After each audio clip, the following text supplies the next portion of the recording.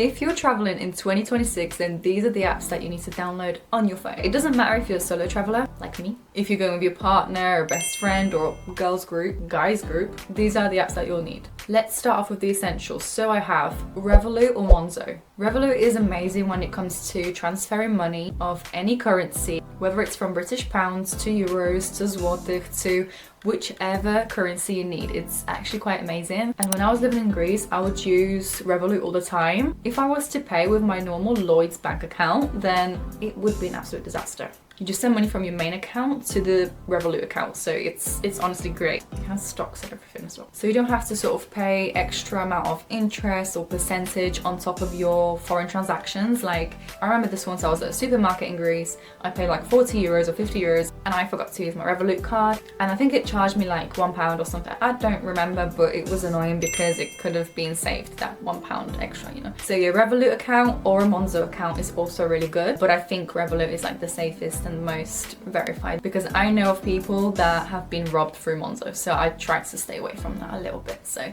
yeah, you definitely need an airline app. If you're looking for flights, I recommend Skyscanner. That app literally finds you the cheapest flights and, you know, layovers or whatever else you need. I used Skyscanner when my dog was in an emergency. It was so heartbreaking. I had to really quickly travel from Athens to Birmingham in the UK because we had to put my dog down. That's what I was prepared for. So I was literally searching through Skyscanner and I found the same day flight from Athens to Crete and then from Crete to Birmingham, which was a total of 8 hours.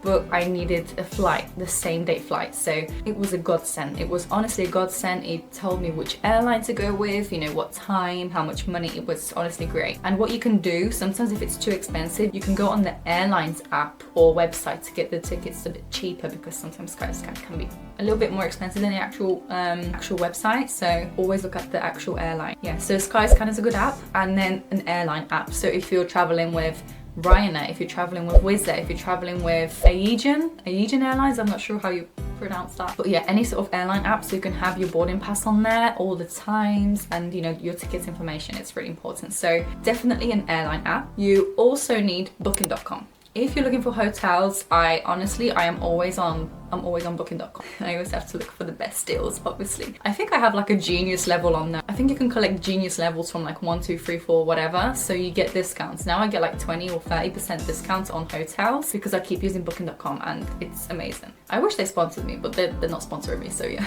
Booking.com or Airbnb. Airbnb is also really good when it comes to Klarna. They accept 3 installments, so you can pay off your hotel in like 3 months time. So it's literally perfect for those who are unemployed or self-employed, let's say, like me. And I think there's also Hostel World, so you can find hostels through the website. Booking.com is more for hotels, Airbnb is for people's apartments or villas or something, and then hostels is perfect for solo travelers. And then I have 2 of my absolute favorite apps that I always use wherever I go. Like, I don't care where I go, I always have to use them. So my number 1 app is GetYourGuide. GetYourGuide is amazing when it comes to planning experiences. Whether it's, again, on your own, with a group of friends, with your boyfriend, girlfriend, it saves me a lot of money and a lot of time trying to like find things through internet or Google Maps. On the app, you can find any sort of tours, boat trips, parties, food tasting, wine tasting sessions. I don't know, just like random museum trips or like interesting places. And there's so many different things you can do. That app is super verified. You can contact the people that run those businesses. So if you have any questions about an activity or something and you're not too sure about it, you can contact them. It's perfect, honestly. I couldn't recommend an app more than GetYourGuide because I use it all the time. I used it in Greece, in Malta, in Spain, in Poland. If you're planning on using GetYourGuide or you have used it already and you have the app, then you can use my code LeRox5, which will give you 5% off on any experience. So you can save your money with that as well if you wanted to. My second most favorite app is TripBFF. On that app, I've met so many amazing people, mainly girls. I've not really met guys because I have a boyfriend and I don't want to meet guys. I want to meet girls. Do you know what I mean? Like I don't.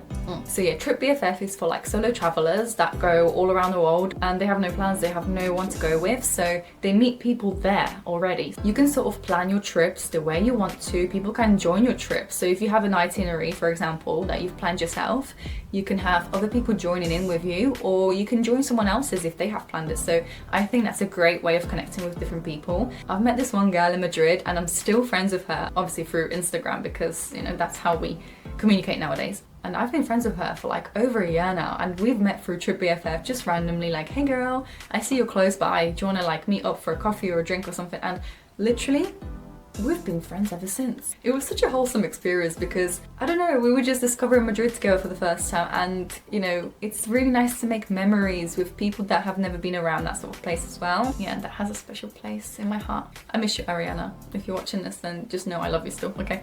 And I also met some girls in Greece, and we went to a restaurant together and we took some like really aesthetic photos and everything. So you can literally say what your interests are on the app. If you like to go to the beach, if you like reading, if you like Pilates, if you like to party, like there's so many different like options you can put on there, and you can link your social media as well, which is amazing. Oh, I met so many nice people through there. It's great, but always stay cautious just in case. Another app which everyone probably has is Google Maps, but have the offline version. Like always make sure wherever you go, you download an offline map, like let's say a 5-mile radius, what's around you, where you want to go, what you want to see.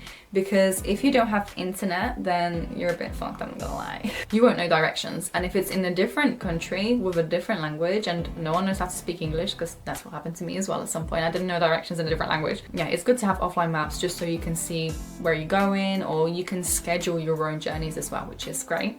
Another app that I use is PackPoint, so you can write where you're going to, date of travels, and whether it's business or leisure. And what's really good about this app is the fact that you can select activities that you'll be doing throughout your stay. So whether it's going to the beach, whether it's going, again, you know, hiking, or there we go, swimming, whether it's snow sports, working, camping, gym, photography, motorcycling, running.